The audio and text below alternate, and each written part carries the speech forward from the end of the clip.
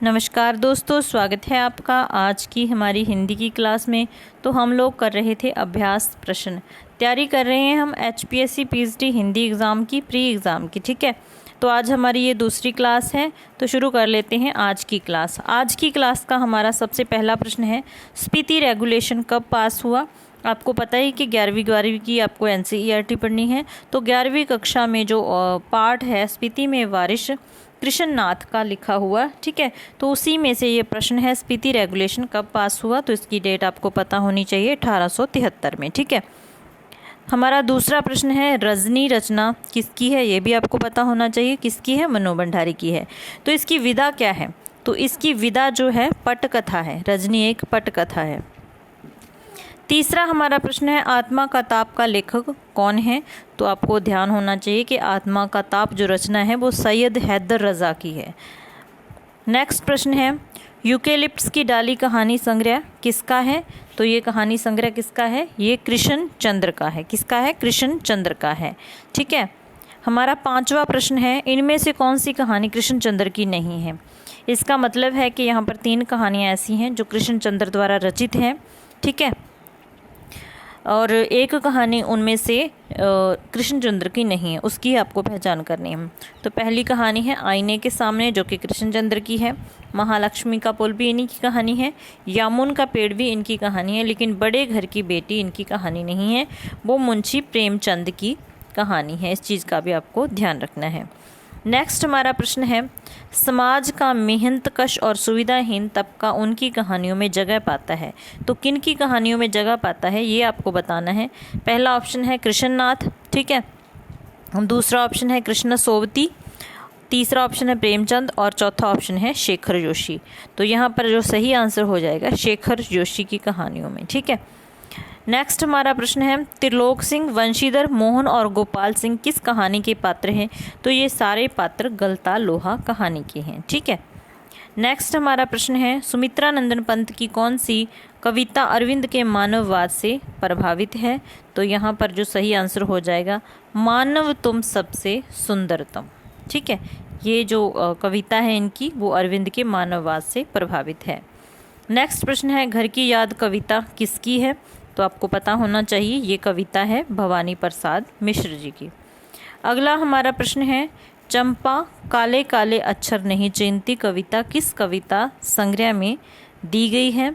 तो ये है धरती कविता संग्रह में। ठीक है, तो ये किस में है, धरती कविता संग्रह में। इस चीज़ का आपको विशेष ध्यान रखना है। तो ये रचना भी आपको पता होनी चाहिए, ये किसकी है, ये त्रिलोचन की है। ठीक है, त्रिलोचन की ये रचना है और धरती काव्य संग्रह में संकलित है। अगला हमारा प्रश्न है, त्रिलोचन किस काव्यधारा के कवि हैं। तो त्रिलोचन किस काव्यधारा के कवि हैं, ये प्रगतिवादी कवि हैं। ये कौन से कवि हैं, प्रगतिवादी कवि हैं।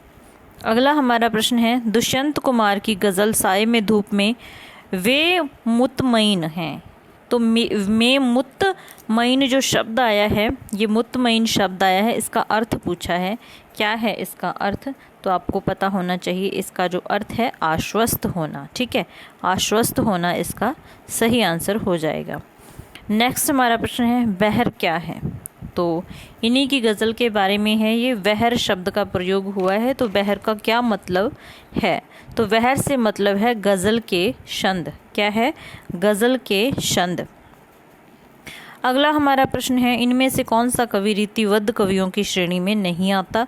तो आपको ये चीज़ें अच्छे से पता होनी चाहिए, कौन सा कवि रीतिबद्ध है, कौन सा रीति मुक्त है और कौन सा रीति सिद्ध है। ठीक है, तो यहाँ पर जो हमारा ऑप्शन नंबर 3 है बिहारी लाल, ये रीतिबद्ध कवियों की श्रेणी में नहीं आते हैं। बाकी तीनों ही मतीराम, चिंतामणि और भूषण रीतिबद्ध कवि हैं। ठीक है, नेक्स्ट हमारा प्रश्न है, सूर्यकांत त्रिपाठी निराला किस दर्शन से प्रभावित थे। तो ये थे अद्वैत वेदांत से प्रभावित। ऑप्शन नंबर 2 यहाँ पर सही हो जाएगा। अगला हमारा प्रश्न है, तुलसीदास ने सबसे पहले रामचरितमानस, ठीक है, रामचरितमानस को किसे सुनाया था। तो सबसे पहले उन्होंने रामचरितमानस को रसखान को सुनाया था। ध्यान से याद रखना है। अगला हमारा प्रश्न है, सेनापति का गुरु कौन सा था।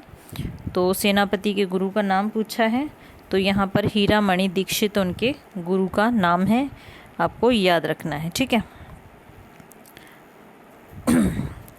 अगला जो हमारा प्रश्न है 18वां, सूरदास कृत सूरसागर, यहाँ पर सूरसागर है, ठीक है, का उपजीव्य भागवत महापुराण का कौन सा स्कंद है? तो यहाँ पर दशम स्कंद सही हो जाएगा। दशम स्कंद उसका सूरसागर का उपजीव्य है। ठीक है, उपजीव्य है।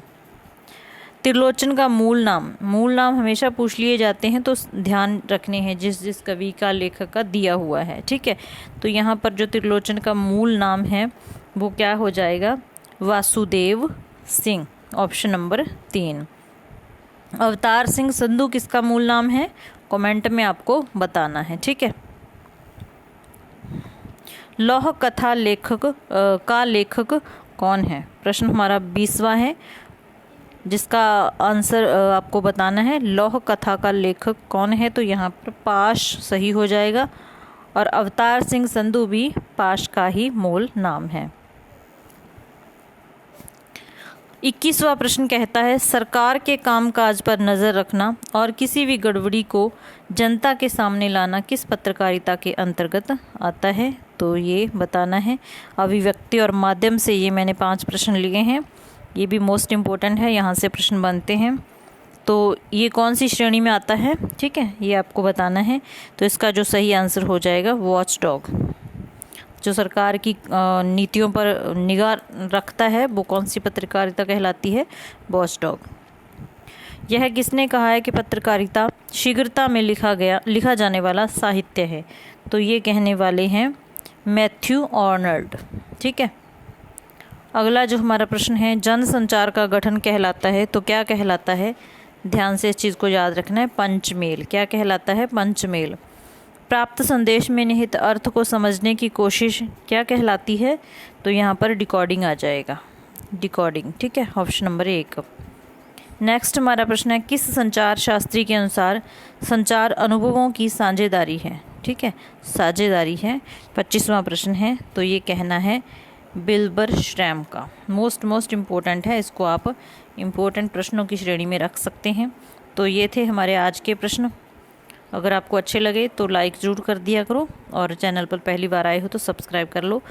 मिलते हैं फिर ऐसी ही नेक्स्ट वीडियो में। वीडियो देखने के लिए धन्यवाद।